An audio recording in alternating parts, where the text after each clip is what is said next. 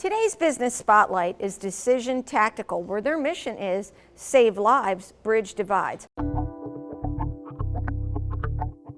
Above all, Decision Tactical is a law enforcement training facility for first responders, but they also open their doors to civilians who wish to engage themselves in real-world situations. So let's speak with Remo and learn more about Decision Tactical. Decision Tactical is first and foremost a facility for training police on how to deal with crisis situations.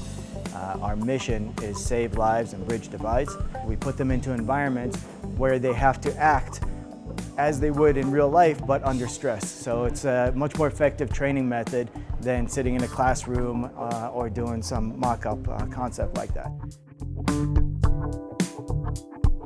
Law enforcement, it's pre-scheduled and we're closed to the public on Monday and Tuesday specifically just for law enforcement training. As far as a civilian, you can walk right in.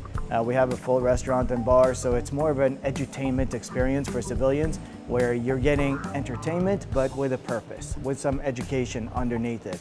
We have people in the back that will help you everything from the gun range and how to properly even hold a gun, the basic training on that, as well as how to process and go through the different environments. It's more of an experience for civilians. It's not hardcore training for civilians. If you want hardcore training, then for that we have a background check. But for you to go experience and kind of think about what would I do under these kinds of circumstances, that's what we have the opening to the public for. So we actually originally were looking at going to the tourist district, but we think this is an important enough mission that needs to be propagated everywhere across the country so that every officer and every civilian has access to one of these places so they can learn how to survive. And if we went to the tourist district, then we would be able to prove that this concept will also work in Vegas.